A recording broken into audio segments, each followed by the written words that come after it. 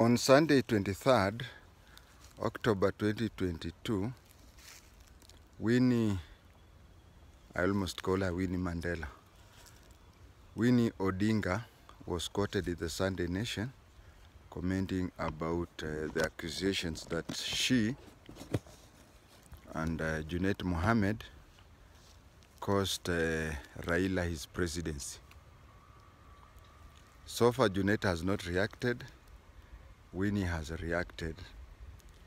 From her reaction, she seems not to be the type who rushes to the press.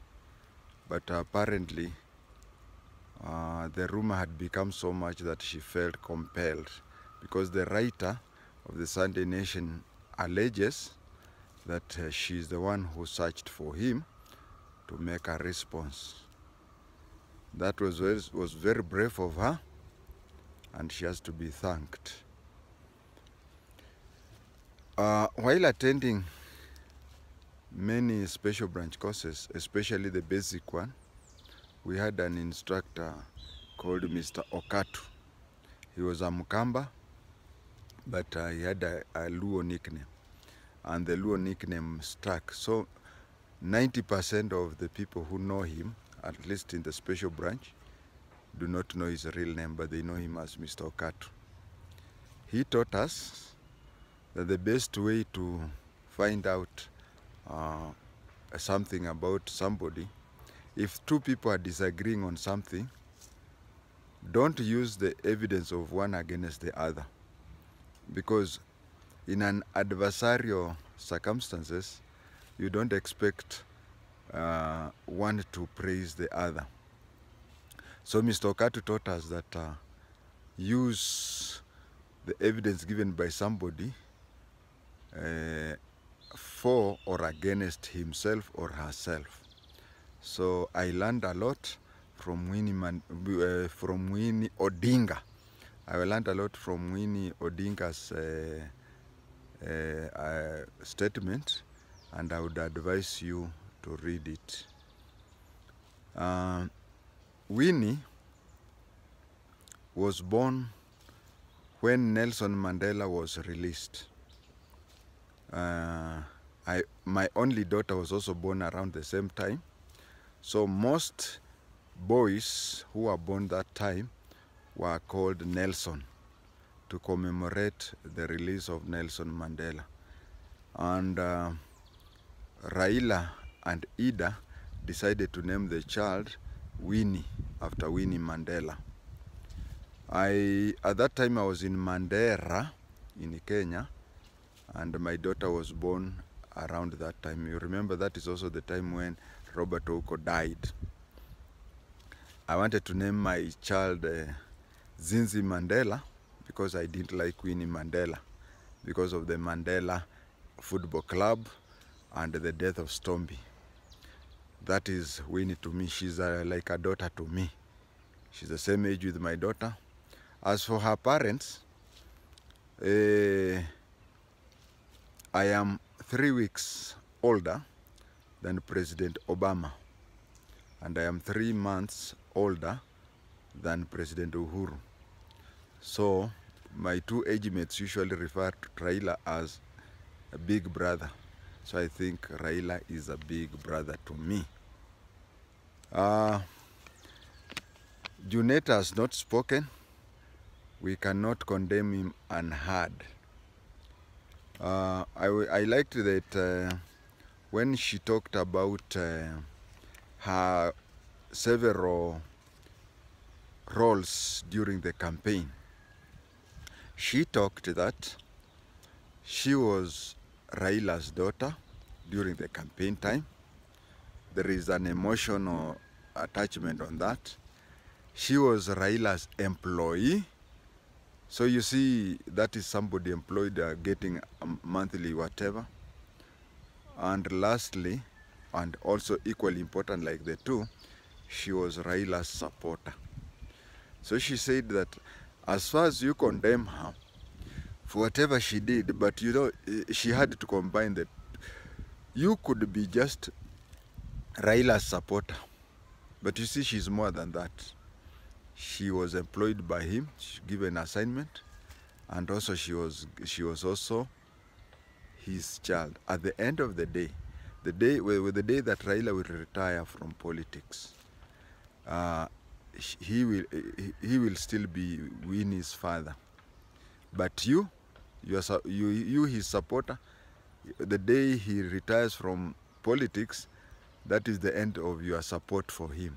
So we have to respect her, and we have to put her emotions more than yours. There's also a rumor about her joining East African Legislative Assembly. The person who betrayed Jesus was one of the disciples.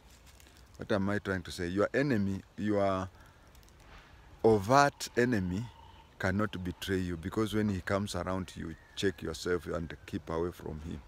It is those people who pretend to be your friends that are worse, your worst enemy. Why am I saying so? You know, the IALA seats are given to political parties, not political formations like Azimio and Kenya Kwanza. It is the political parties that are given.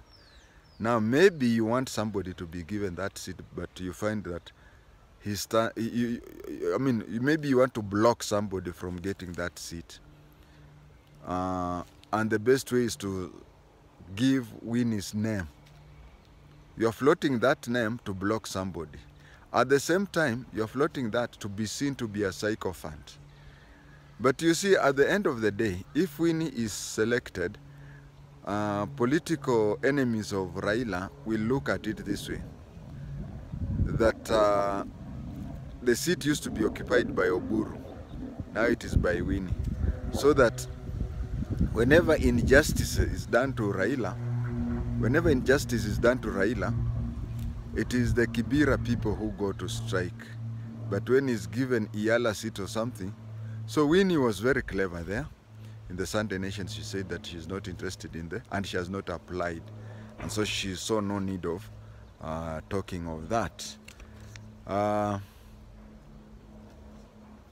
There is a big question. It is overt that Raila was fatigued. There are so many cases where we saw, there's even that famous picture of him above a car, where momentarily he loses consciousness and then regains. Raila was not physically fit from the overt information. People forced him. And did these people do it for him, do it for Kenya? No.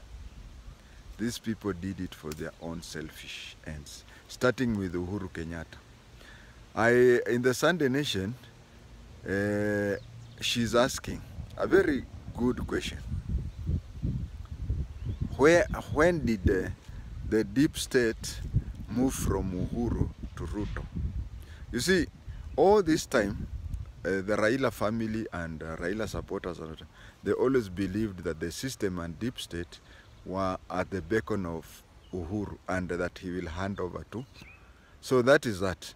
But you find that she talks of 2 times when he nearly died. And it is only that she was there that she rushed and saved him. Suppose she was even out of the gate. She's talking of 2 occasions where she was there. There are occasions when other people are there, isn't it? So we say at least 2 occasions. Now, she's even talking of an occasion when Raila was literally dragged from his bed to go and open the bypass. Why? Why? Why was it possible that to put such a person's health in danger, so that for some other people to gain political mileage? I think if Raila has enemies, then those are his worst enemies. We cannot force any other person to come out open and say whatever, but it is my hope, and it is the hope of many Kenyans, that more and more people would come out and disclose some of these hidden things. I've said it before and I'll say it again. Raila, his losses, if you know, every election, after the elections are over, he gains more supporters from one direction. But then the question is, he loses some. A good strategist, you're not supposed to lose what you have, even one. But coincidentally, he loses more than one he gains. I'll only give 2 examples. One, you can see the Rift Valley people who voted for him in 2007. In 2013, Rift Valley turned their back against him. Suppose he would have even gotten a half of what he got in Rift Valley. He would have won it free, fair and square. And then, come again 2022. He gained a lot in the mountain. He gained in 2 ways. One, he got more votes. And 2, he made sure that there was, no, he did not make sure, but he was lucky that there was a low turnout in the mountain. So there was a gain in that direction, where there was a low turnout, and again he got more votes than. But then, what about Kwale? What about Kilifi? What about Bungoma? You see, the losses in Kwale, Kilifi, and Bungoma was more than the gains he got in the mountain. So, he would go down as the best president Kenya will never have.